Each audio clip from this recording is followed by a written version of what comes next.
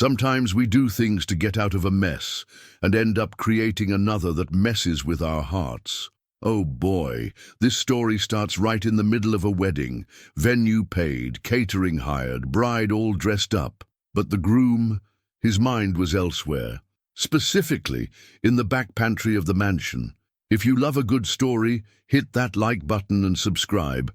Otherwise you'll miss this tale that's got a forbidden kiss, a family secret, and a twist worthy of a primetime soap opera. His name was Heitor Vasconcelos, 35 years old, CEO of a multinational tech company and heir to the second largest business empire in the south of the country. Handsome, wealthy, elegant, and completely tangled up in a marriage promise he never wanted to keep. The bride, Isadora, was the kind who doesn't blink, daughter of politicians, raised to be a first lady, or at least the wife of someone with more power than her. Everything was set, except the one thing that really mattered: love. Heitor looked at her and saw a walking contract, a family alliance, a power move. But that Saturday morning, wearing a $50,000 suit, he didn't want to seal that deal with a kiss at the altar. Running from your own wedding. Not so easy, huh? You might be thinking. Exactly. That's why he came up with the most desperate excuse desperation could invent. In the mansion's pantry, between dish towels and the smell of sautéed garlic, there she was, Livia, early 20s, daughter of Donna Alzira, who had been cooking for the Vasconcelos family for 30 years. Livia was quiet, walked like a shadow, and had the kind of beauty that doesn't shout, but never leaves your mind. Heitor stormed in, pulled out a chair and said, "Do you trust me?" Livia widened her eyes, wiping her hands on her apron. "Mr. Heitor, are you okay?" "No, I'm about to make the biggest mistake of my life, and I need your help, now." She didn't know whether to laugh or run, but before she could decide, he said, "Kiss me." "What?" "Kiss me, here, now. It's the only way to escape without raising suspicion." "Are you insane?" "Completely." And before the no could fully leave her lips, he did it. He kissed her. It was fast, sudden, hot, wrong, and unforgettable. But the worst, or best, depending on your view, came right after. The door opened, and there stood Isadora's mother, with a face that could smell fake money from miles away. Heitor slowly let go of Livia, like someone releasing a secret into the air. Now there's no wedding. But what he didn't expect was what that kiss stirred inside, in the heart, in the past, and in the fate of so many people. Yep, the world spins, my dear, and sometimes it spins hard. Some doors once opened never close again, and this was one of them. Isadora's mother stood frozen in the pantry doorway, like someone watching a car crash in slow motion. Heitor's lipstick still glistened on Livia's lips. The silence weighed like a cast-iron pot. Only the sound of the whistling kettle on the stove and the pounding of the girl's heart could be heard. Is this a joke?" asked Donna Odette, her voice cracking like glass. Heitor slowly turned, with that cold expression only the extremely wealthy can pull off when they need to fake control. "This is not a joke, it's the truth. I'm not going to marry your daughter, Donna Odette." She blinked slowly. She wasn't the type to scream. She processed before reacting. "You kissed the maid?" Livia felt the ground vanish beneath her. She lowered her gaze, swallowed her tears, but Heitor didn't flinch. "I did, and I'd do it again." And that's when the chaos truly erupted. Donna Odette's eyes bulged. She pointed her finger and spewed venom. "Your political career is over. Your name is ruined. You just threw away the biggest business alliance in the country for a cheap whim with this. "Watch your words," Heitor interrupted, with a firmness that even the oldest maid had never seen from him. "This young woman has more dignity in her little finger than many names in those socialite columns." Donna Odette stormed off down the hallway, heels clicking like bone cracking. Livia trembled, her hands, her shoulders, her voice. I don't understand. Why did you do that?" Heitor looked at her with a kind of honesty that frightened her. "Because I needed an excuse. But to be honest, I didn't think I'd feel this." "Feel what?" Something I can't explain, but something I never felt with Isadora. Not once. Livia shook her head, trying to figure out if it was a dream, madness, or a trap, and said, "This will cost me my job.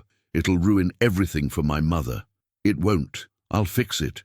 You don't understand. People like me don't get to fix things. We survive. We learn to not be seen." Hater swallowed hard. For the first time, maybe in his life, someone set limits on him. Meanwhile, in the mansion's grand hall, the ceremony was already 25 minutes late. The orchestra rehearsed a wedding march that would never play. Guests began whispering, and Isadora, dressed as a bride, stared at the mirror with a frozen smile, unaware she was about to become the laughingstock of half the city. But fate was just warming up. That night, a video would leak. And it wasn't just any video. It was the kiss, caught by a security camera in the pantry. No sound, just enough clarity to make the internet explode. What was meant to be an escape turned into a national scandal, because worse than being betrayed is being betrayed in front of the entire country. That Saturday night, while the mansion tried to contain the chaos and the wedding flowers hadn't even wilted yet, the video of the kiss between the Millionaire CEO and the Maid had already escaped the estate's walls and hit the internet. 30 seconds of silence and scandal, a poorly placed camera, a blurry angle, but enough to show the kiss happened. And it wasn't just a peck. The video spread like wildfire, from bridesmaids' WhatsApp groups to gossip influencers with 2 million followers. Within 3 hours, Heitor Vasconcelos was the most searched name in the country. And Isadora, the betrayed bride? She saw the video in the bridal suite, surrounded by bouquets and fury. She screamed, shattered a mirror, ripped off her veil, and still had strength to tear out a diamond earring worth the price of an apartment. "He's going to pay for this," she growled, eyes blazing with rage. "Not with money, with reputation." Meanwhile, downstairs, Heitor tried to breathe, but the air felt trapped inside the mansion's walls. Livia had disappeared. The girl he kissed without properly asking, without thinking about the consequences, was now at the center of a storm that could ruin her life. He called security. "Livia, where is she?" She left with her mother. Through the service entrance, they were crying. And that's when the weight hit. Heavy, harsh, almost physical. Because Heitor, who always commanded, always bought, always controlled, now couldn't undo the damage of a kiss. In a humble house across the city, Livia locked herself in her room. Her phone buzzed non-stop. Friends sending screenshots, neighbors cracking jokes, gossiping aunts asking if it was true. She turned off the phone, deleted her profile. She wanted to disappear. "Sweetheart, what was that?" asked Donna Alzira, eyes red. "Nothing, Mom, just a lie that became true." "Did he force you?" "No." "Then, did you like it?" Livia stayed silent, because her body said one thing, and her heart another, and in between there lived fear. The next day, the headlines showed no mercy. Vasconcelos air ditches, bride for Maid, wedding of the year turns to chaos. Forbidden kiss sparks outrage. Who is Livia, the mysterious girl who shook the elite? But what no one knew was that the kiss wasn't just scandal. It was a symptom of a buried past, of an old story, of a secret that tied the two together long before that Saturday. And what came next would be more than gossip. It would be revenge. The kiss scandal was already turning to dust on people's lips, but in Livia's life, it was an open wound. On Monday morning, their small house was surrounded by reporters. One shouted, "Is it true, Mr. Heitor had a long-term affair with the girl?" Another, "Donna Alzira, did you know about your daughter's relationship with her boss?" But the worst came from a blonde woman, red mic in hand, her voice dripping venom. "Do you feel guilty for ruining such a high-profile wedding?" Livia cried, quietly, shamefully. But Donna Alzira didn't. She stepped outside, apron still dusted with flour, and said, "My daughter didn't ruin anything, Mom. She was used, just like I was, years ago." The reporter choked. "What do you mean?" Donna Alzira looked at the ground, took a deep breath and murmured, "Nothing, just that Vasconcellos house, it's been destroying lives for a long time." Meanwhile, in the glass office at the top of Vasconcellos Global, Heitor faced a shareholders' meeting colder than a morgue. "You dragged our name through the mud," shouted his uncle Alvaro, also the vice president. "I saved my life. There's a difference." "Una saved it? From what? From the chance to unite the two most powerful families in the South?" Heitor stood and walked to the window. "No one ever asked what I felt." Alvaro scoffed. "You're a Vasconcellos.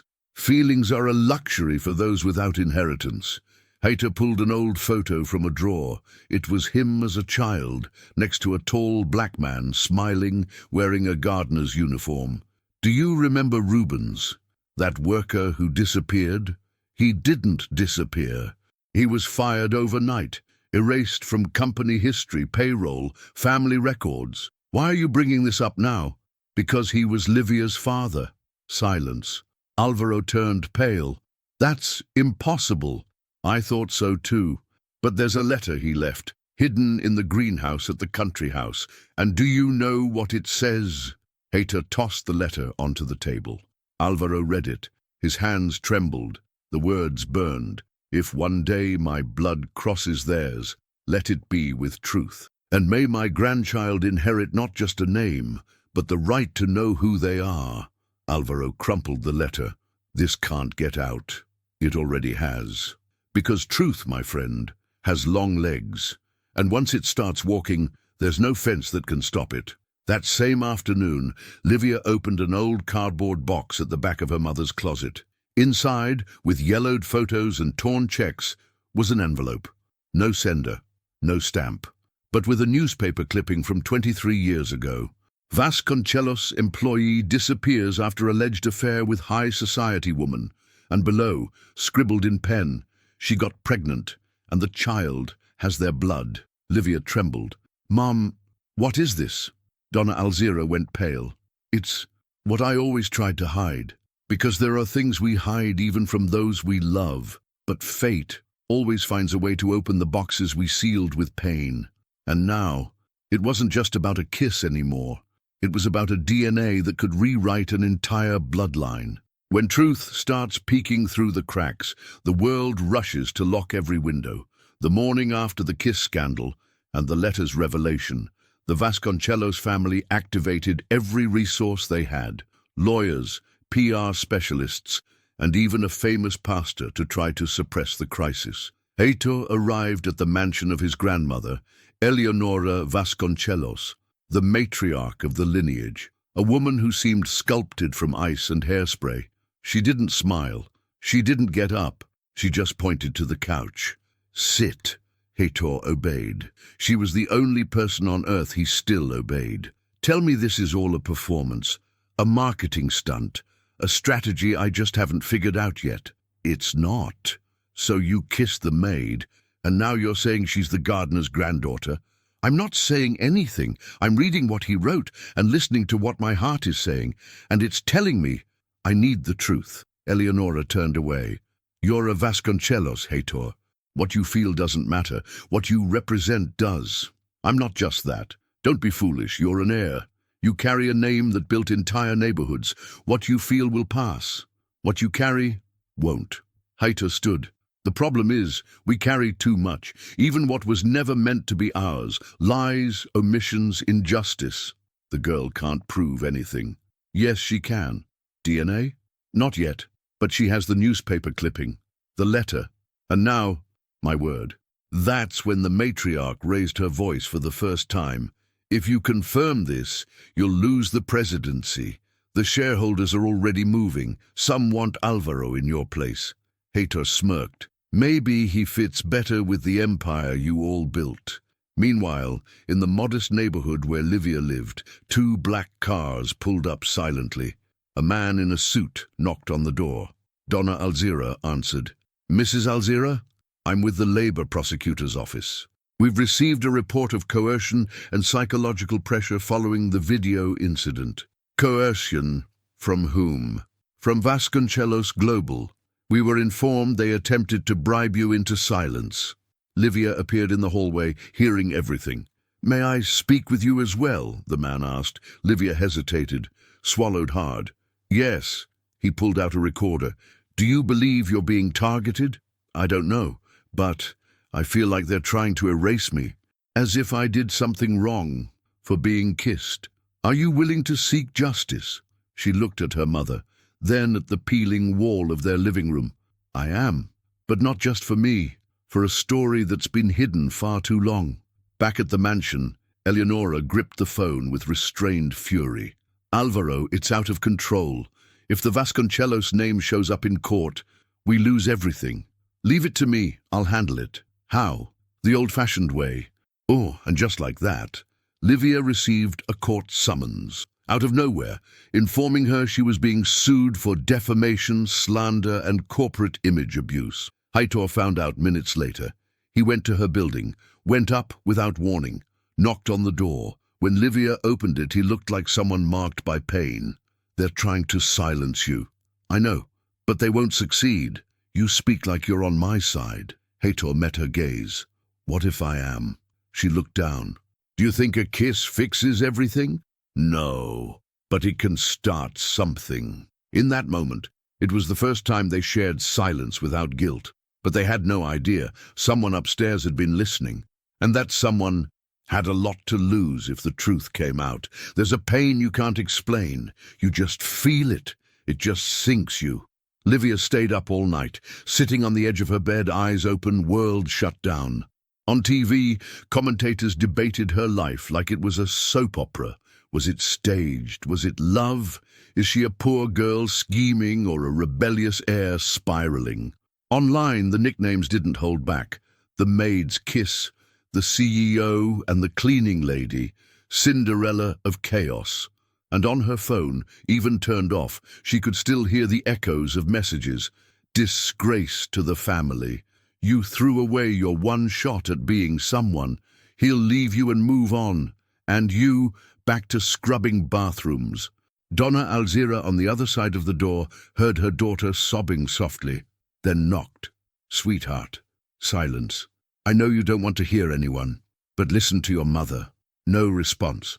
There was a time before you were born that I also loved a man from upstairs. Mom, please. Her voice was low, choked. He said he'd change everything for me. Said he'd leave his wife, his name, the empire. And in the end, he vanished, like I was a mistake he made drunk. Silence again. I got angry. At him, at me, at you, because you reminded me of him. But the truth, daughter, is that you were never a mistake. Across the city, Heitor couldn't sleep either. He paced in circles in his room, shirt unbuttoned, phone in hand, wanted to call, wanted to fix it all. But the weight of years of silence, of inherited lies, fell on him like concrete. And more than anything, he was afraid that Livia really might carry Vasconcelos' blood, that she might be the daughter of someone in the family, or worse, his sister. What he felt for her was now crashing into the wall of incest.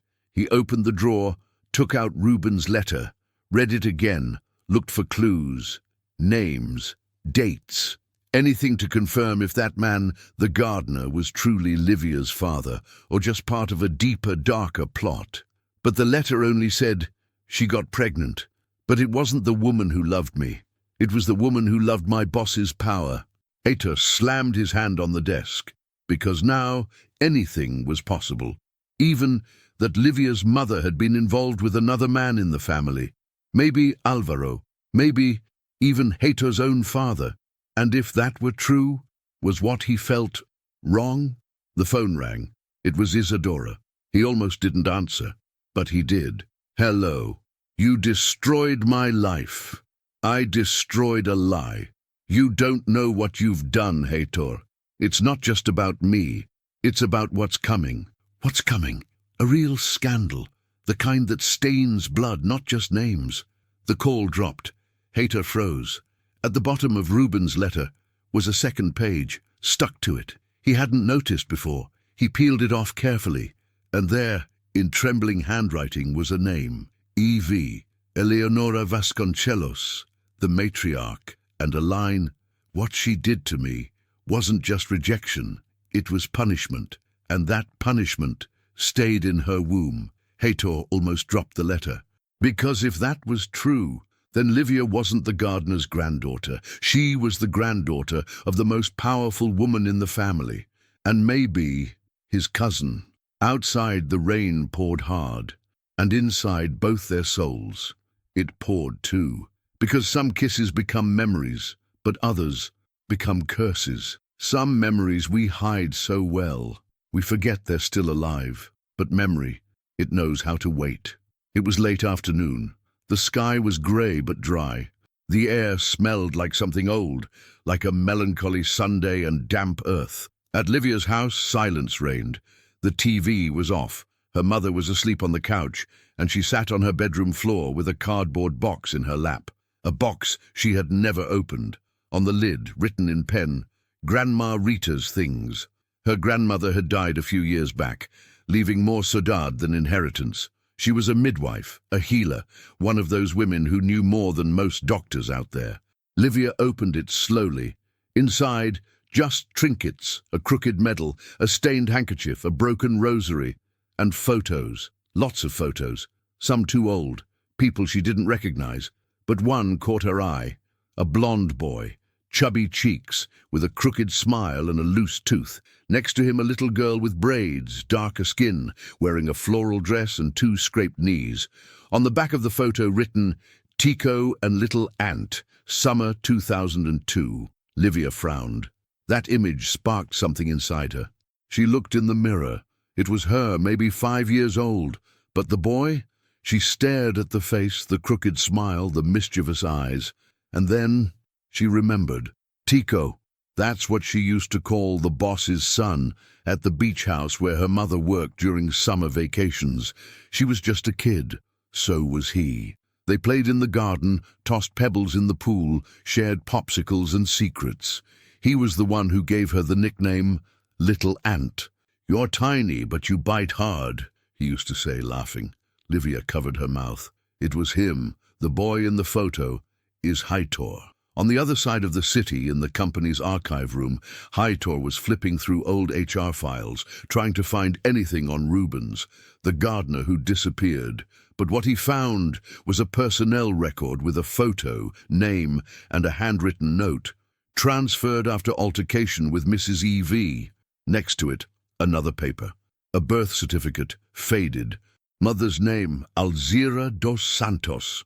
Father's name, not declared, but the stamp read, "Domestic employee at the Vasconcelos residence." Hator leaned back in the chair, his head spinning, until his phone vibrated. A message, unknown number. "Do you remember Little Ant?" He froze, replied, "Yes." Another message came with the photo. He enlarged it, smiled. It can't be. It was her. It was him. Summer 2002. And everything came back. The garden, the popsicles, the afternoons hidden in the world of children. He replied, "It was you?" Livia texted, "It was." After a while, another message came from her. "We already knew each other, before the kiss, before the chaos, before the world flipped." Hator stared at the phone like he was holding a relic, and typed, "Do you still bite hard?" It took a moment, but she replied, "Depends who's asking." And in that instant, his heart slowed down. For the first time in days, because the reconnection didn't come with a bang, it came with a nickname, and some love stories start by accident, but are reborn through memory. Meanwhile, on the other side of the city, Alvaro Vasconcelos was burning documents in a fireplace, muttering through clenched teeth, "Before they find out the truth, I'll erase the past with fire." Some truths wait in silence, but once they speak, no one can stop them. The next morning, following Hator and Livia's quiet reconnection, newspapers hit stands with a new bombshell. But this time, it wasn't gossip about a kiss or DNA speculation. It was a formal complaint. A former employee of Vasconcelos Global, who had worked as an archivist for 20 years, submitted a dossier to the public prosecutor's office. Inside, copies of forged contracts, missing employee records, and a report on the disappearance of Rubens dos Santos, the gardener who had been much more than anyone ever allowed. In the middle of the documents, one name stood out: Álvaro Vasconcelos. Heitor got the alert on his phone, straight from his lawyer. "It's out. It's all on the prosecutor's website." He opened the link. The headline read, "Former employee accuses Vasconcelos global of archive manipulation and abuse cover-up." His throat tightened. Livia saw it too. She was with her mother in the kitchen when her neighbor's phone pinged. She read it silently, then looked at her mom. "Mom, Rubens, you said he loved you, right?" Donna Alzira nodded with a shadowed gaze. "But he wasn't mine." "What do you mean?" "Rubens. He was married, father of 2, but he was used, first by me, then by her." To her? Eleonora. The air thickened. She was a young widow, had more power than her own father-in-law. She ruled, and she craved control. She said Rubens had to obey, that it was for the family's good. Livia took a step back. "Mom, are you saying—" She forced him, humiliated him, and then erased him. At the same time, Heitor arrived at the mansion of his grandmother. He was welcomed by a funeral-like silence. Eleonora sat on the veranda, sipping tea, as if scandal had no effect on her. "Did you see the papers?" She didn't even blink. "I did." "Did you abuse the gardener?" She slowly raised her eyes. "The word abuse is too modern. Back then, no one talked about such things." "Is that a confession?" "It's a warning. Be careful what you dig up, Heitor. The hole might swallow you." "Is Livia his daughter?" "Yes, and yours too." This time she hesitated, took a breath, then said, "No, she's his granddaughter." "So, my cousin." "Second cousin, but that hardly matters now. It matters to me, to her, to the world." Eleonora stood, her eyes dry as ever. "And what will the world do? Erase me from history? It will finally know who you truly are." She stepped closer. "And who are you without me, Heitor?" He didn't answer. She added, "If you go through with this, know that I know how to play dirty too." He turned to leave. "Then play, because now the judge is watching." As he exited, he saw Álvaro entering, tense, sweaty, speaking into his phone. "Burn the archives. All of them. Leave no trace." Heitor locked eyes with his uncle. Too late. That night, Livia received another court document, but this time it was different. It was an invitation, an official testimony. She would speak, tell what she knew, show the letters, the photos, the memories. And for the first time, the Vasconcelos name would sit in front of a judge, not to command, but to listen. Yes, they say justice is slow, but it comes. And when it does, it doesn't wear heels. It walks barefoot, with a clean face, and the scars of someone who waited a lifetime to be heard. There are things we carry inside, but when spoken out loud, they shake the earth. That Tuesday, the courtroom was packed. Cameras outside, reporters scrambling for a spot, journalists trying to squeeze out tears before they were ready.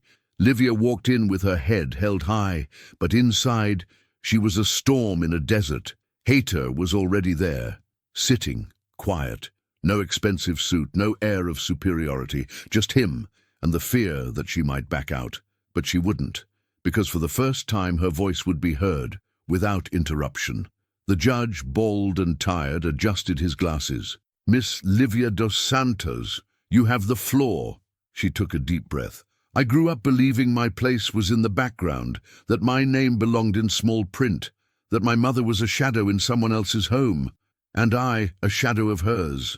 The judge nodded. She continued, "But one day a box was opened, and inside it there wasn't just memory. There was pain. There was history. There were names." She showed the letter, the newspaper clipping, the photo.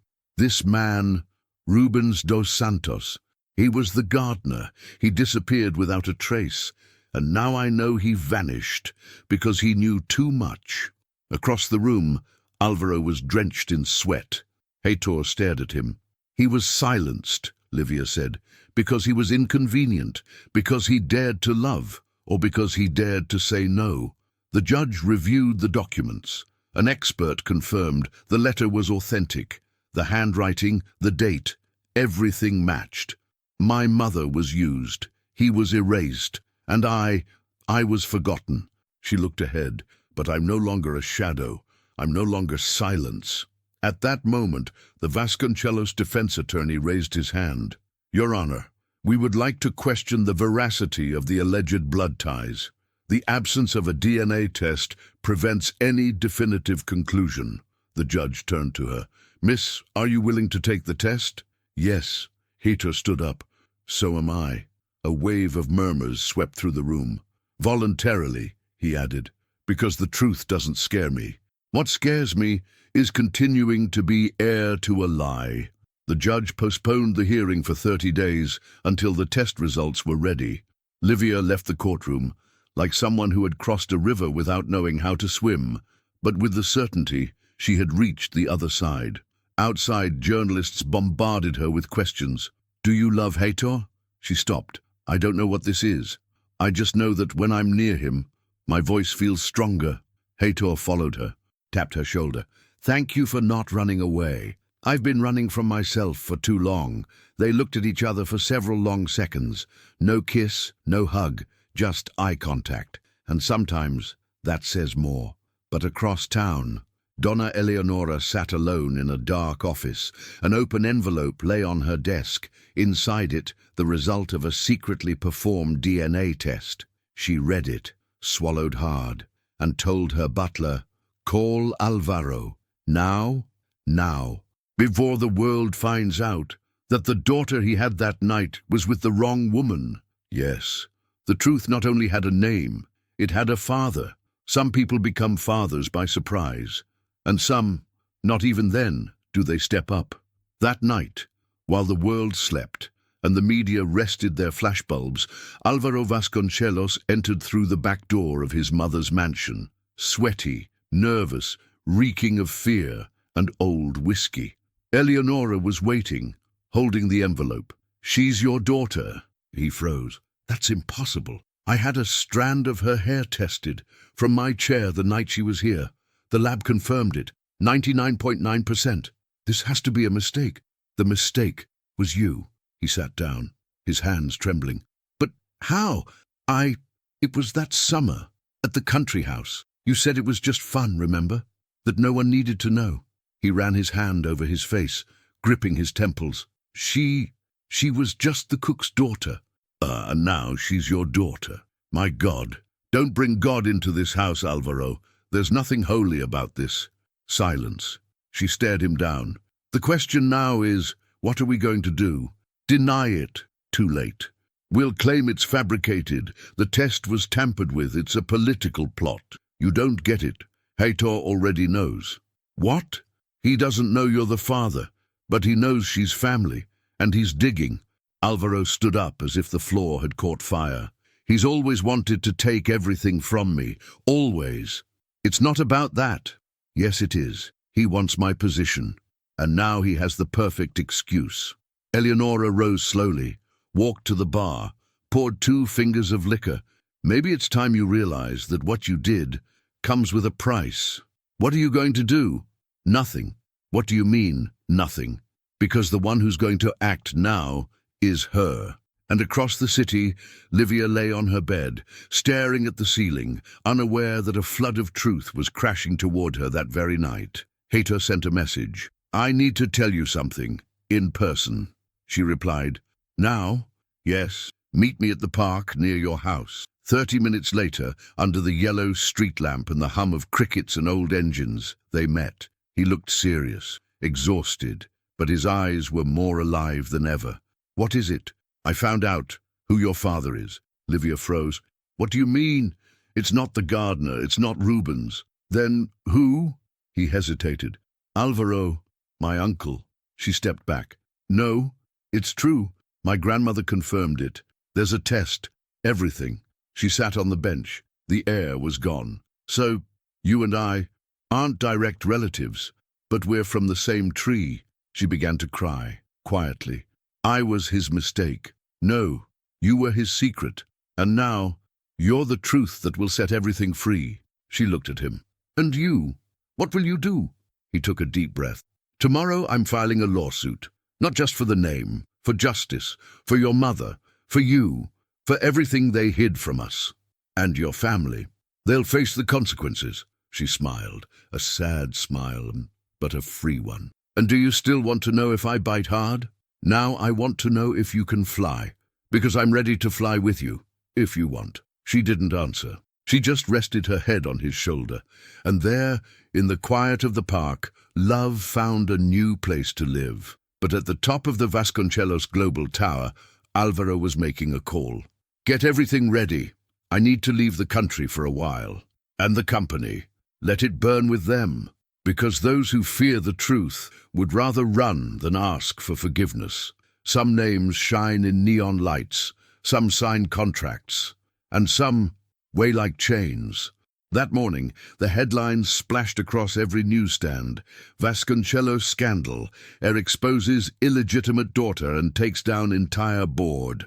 The corporate world turned into a minefield. The stock plummeted. Shareholders demanded resignations.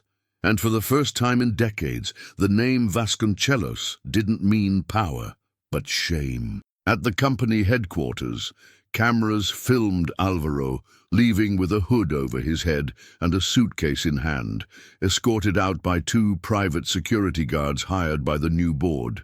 Heitor took over the presidency, but made a point of holding a public press conference. With a firm face, he spoke live on national television. For years, our family hid stories, used power to silence voices, even those from within. But today, the silence ends. He pointed to the big screen.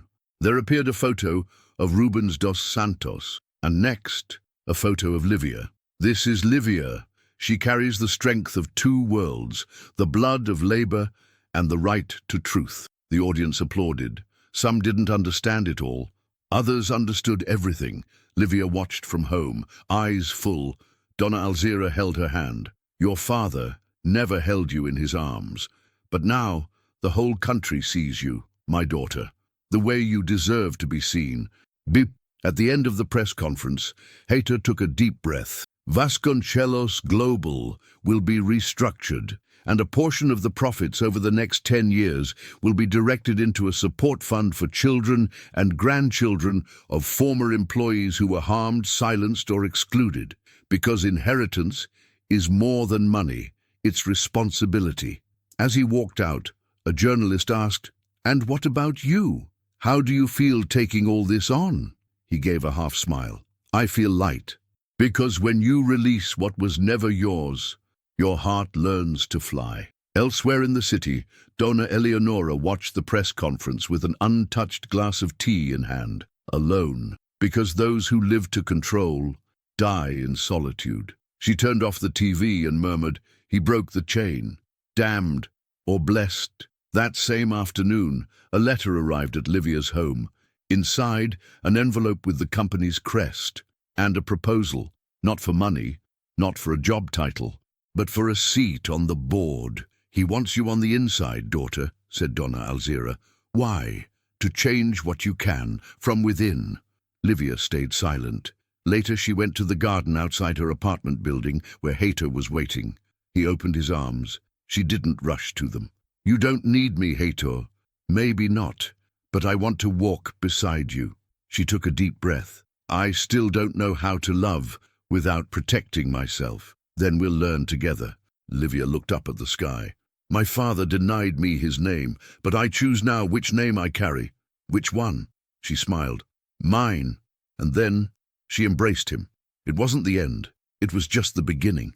But now the world knew the truth, and those who live in truth are already rich. There are places that are just walls, and others that become roots. A few weeks after the scandal, the resignation, and the press conference, life began to find its rhythm.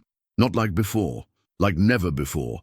For the first time, Livia's steps echoed not in someone else's house, but on the ground she now called her own. Heitor, quiet and steady, led her to a simple tree-lined plot in a middle-class neighborhood, far from the path of the elite. There, a wooden sign stood, "Formiguinha Project, Center for Silenced Youth." She read it. cried silently. "It's yours," he said. "Mine? Ours. But the name came from you, and the idea was born from your step." On the still empty lot, only a skeleton of columns and fresh cement stood, but already it was visible. A school, a refuge, a beginning. Livia walked into the first room, felt the wind through the glassless windows, and then something caught her eye. A half-open door with a handwritten sign, "Director's Office, Livia dos Santos." She smiled. It wasn't about the title. It was about identity. Across the city, in the ruins of the empire that pretended to still stand, Alvaro vanished, fled to Europe, left everything but not with peace, because those who run from truth carry it in their luggage. And Donna Eleonora, she was seen entering a luxurious nursing home, head held high, but alone. The Vasconcelos family wanted nothing more to do with her, and finally she was forced to live with what she feared most, the mirror. Heitor had stepped down from his role, took on a new one without a title, partner. He returned to quietly teaching at public universities, sharing his story as a lesson in transformation. Slowly, his name stopped being headline and became seed. One Saturday morning, Livia walked through the project with a group of teenagers. A boy raised his hand. "Miss, why is it called formiguinha?" She smiled. "Because ants are small, but carry more weight than they seem, and even when invisible to most, they change the ground they walk on." The boy nodded, not understanding everything, but feeling it. Heitor showed up with 2 lunchboxes and a cup of cashew juice. Lunch? Perfect timing. They sat on the steps. "You know," he said, grinning, "it all started with a kiss." She laughed. "A kiss that was supposed to be an escape became a path. And us? We're building, brick by brick. Scared, hopeful." He took her hand. "You know what moves me the most?" "What?"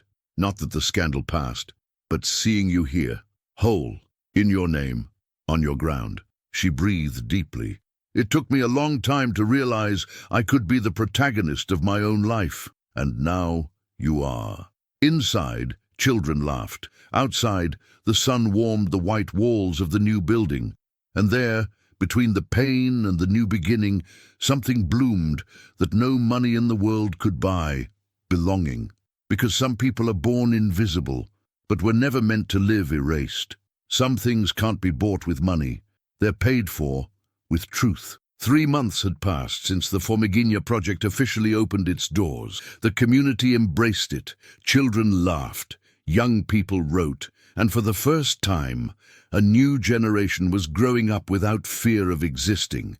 But then, an envelope arrived. No stamp, just a name written in pen, Livia.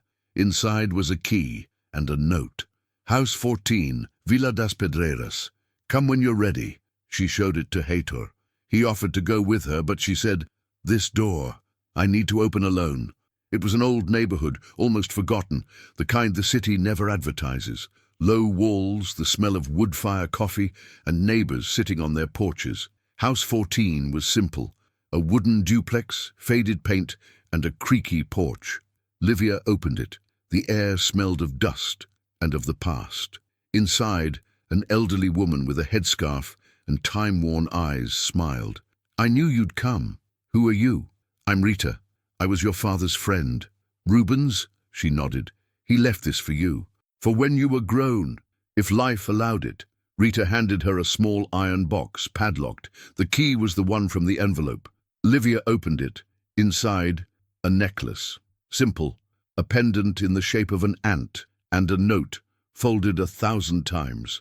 "To my little ant, who may never know my face, but carries my heart. If you ever wear this around your neck, know this: you are bigger than the world ever tried to make you believe." Her eyes filled. He knew he'd left a trace, and that someday someone would follow it. Livia sat on the floor, as if the box now held all her weight.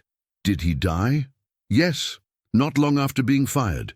He never stopped asking about you, but he knew he couldn't come close." "Why not?" "Because they threatened him, said if he ever showed up, you and your mother would disappear. All 3 generations." Livia closed her eyes. She could smell him in the ribbon on the necklace. Even without remembering his voice, it was as if she heard him. "Thank you," she whispered, "and I just kept it. You did the rest." On her way home, she passed by her old childhood neighborhood, where she used to play before shame became routine, and she saw the wall where she once drew. She picked up a piece of charcoal from the ground, wrote something, and left. Hours later, Haita walked by and read, "Here, a little ant was born, but she learned to fly." Later that same day, there was a symbolic ceremony at the school. No glamour, just plastic chairs, a simple cake, and misty eyes. Livia stepped onto the stage and took the microphone. "Today, we open the most important space in this project, a memorial in honor of all those who were silenced but left their mark." Behind her, a wall of exposed brick and a new plaque, still dusty, "Rubens dos Santos Memorial, so that no one ever has to scream in silence again." Applause, tears, embraces. And among the crowd, an old woman in a floral dress asked, "That girl, whose granddaughter is she?" And someone answered, "Nobody's. She is her own." Hator waited for her at the exit. "Can I take you home?" "You can." "Our home?" She laughed. "Our home, our time, our name." They got into the car with the radio playing an old song. It wasn't the end, but it was a closed chapter, with a name, a stone, and a heart. Some doors you walk through for the last time, not to return, but to close them for good. It was late afternoon when the black car pulled up in front of the main gate of the old Vasconcelos mansion, the place where it all began, where the kiss happened, where Livia for years entered only through the back door. But that day, she walked through the front. Hater accompanied her silently. This moment was hers, only hers. The mansion was empty, but not abandoned. Now under judicial dispute, the furniture was covered in sheets. The paintings had been taken down, only the walls still bore weight. In the main room, sitting on a wicker chair, was Eleonora Vasconcelos, older, her gaze softer, but still with the air of someone who had never said sorry, because she had never had to, until now. Livia walked in slowly, looked around, took a deep breath. "I thought you wouldn't agree to see me. I thought you wouldn't come. I came, because if I didn't, I'd carry this forever." Eleonora pointed to the couch. Livia didn't sit. "I came to say I don't carry hate, but I won't hand out forgiveness either. I didn't ask for forgiveness. Then I came for nothing." Silence, until the old woman stood with effort, walked to a shelf, took down a cracked photo frame. "Do you know who this is?" Livia looked. It was Rubens, young, in uniform, smiling shyly. "I do. He was different. He looked people in the eye. He didn't pretend. And still, you destroyed him. I destroyed a lot of people. To protect what I thought needed protecting." She handed the frame to Livia. "This isn't forgiveness, it's memory. Memory doesn't erase pain, but it helps keep it from repeating." Livia held the frame with both hands. "My father was better than all of you combined." Eleonora nodded. "He was, and I knew that. That's why I had to make him disappear." A tear rolled down the matriarch's face. "For the first time," she cried, "not as a performance, as a confession. I won't visit you in the nursing home, and I won't pretend there's a bond. I don't want one. But I'll say this. Your name doesn't matter to me. The one I built is mine." And she turned her back. On her way out, she passed the new gardener. "Good morning, miss." "Just Livia. Shall I open the gate?" "I can do it myself. I know the way now." She got into the car with Haiter. "Is it over?" he asked. "No, but now I can breathe." That night she returned to the Formigina project, entered the memorial room alone, lit a candle, placed the photo frame beside the plaque, and whispered, "Dad, I don't know if you can see me, but today I saw myself, and I saw someone whole." In the reflection on the glass, she saw herself smiling, not from pride, from peace. And sometimes peace is all a heart needs to begin again. Because some people are born in the margins of history, but end up writing their name at the top of the page. The end.